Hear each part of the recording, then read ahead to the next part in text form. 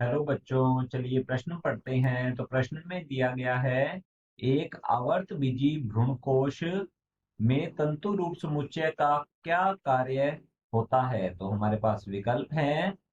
पराग नलिका की सहायक कोशिका से अंड की ओर वृद्धि हेतु मार्गदर्शन करता है, पराग नलिका की सहायक कोशिका में प्रवेश करने में सहायता करता है, सी है एक से अधिक पराग नलिकाओं को सहायक कोशिका में प्रवेश करने से रोकता है, और डी है पराग नलिका के खुलने का कारण होता है। तो इस प्रश्न की मुख्य अवधारणा के बारे में हम जान लेते हैं।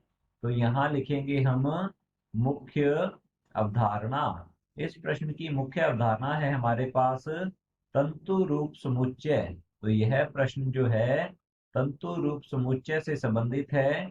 तंतु रूप समुच्चय जो है यह भ्रूणकोश की, तो यहाँ लिखेंगे हम भ्रूणकोश की सहायक कोशिकाओं, भ्रूणकोश की सहायक कोशिकाओं के आधार पर, कोशिकाओं के आधार पर पाया जाता है, पाया जाता। और यदि इसके कार्य की बात करें तो यहाँ लिखे कार्य, इसका कार्य होता है यह यह विशेष प्रकार के रसायन स्रावित करता है, रसायन स्रावित स्रावित करता है, स्रावित करता है।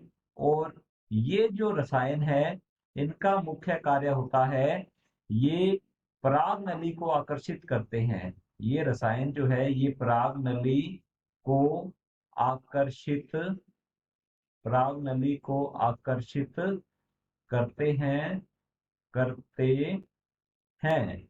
अब यदि हम बात करें पराग नली की वृद्धि की, तो यहाँ लिखेंगे पराग नली रसायनानुवर्ती, रसायनानुवर्ती लिखते हैं, रसायनानुवर्ती वृद्धि करती है, वृद्धि करती है।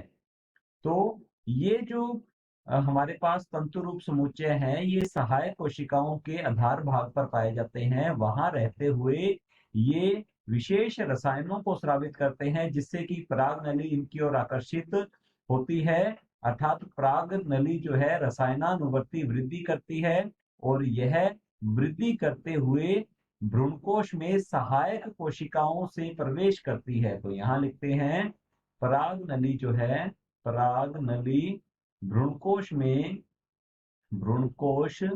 में सहायक कोशिका, तो यहाँ लिखेंगे सहायक कोशिका में प्रवेश कर, सहायक कोशिका में प्रवेश कर, सहायक कोशिका में प्रवेश कर वहां पर नर युग्मक जो हैं ये मुक्त करती हैं, प्रवेश कर नर युग्मक मुक्त मुक्त करती हैं।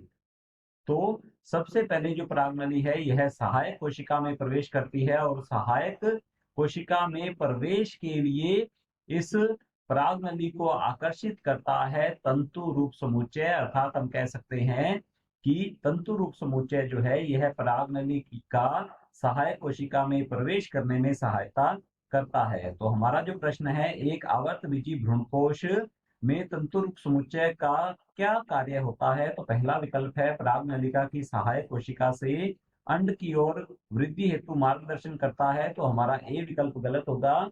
यह केवल सहायक कोशिका की ओर हम कह सकते हैं पराग नलिका को आकर्षित करता है। बी है पराग नलिका की सहायक कोशिका में प्रवेश करने में सहायता करता है। तो हमारा बी विकल्प बिल्कुल सही उत्तर है, जैसा कि हमने अभी समझा है। और सी दिया गया है एक से अधिक पराग नलिकाओं को सहायक कोशिका में प्रवेश करने से रोकता है। तो यह इसका कार्य नहीं है। डी है पराग नलिका के खुलने का कारण होता है। तो हमारा डी विकल्प भी गलत होता है। विकल्प बी बिल्कुल सही उत्तर है। आशा करता हूं आपको समझ में आया होगा। धन्यवाद।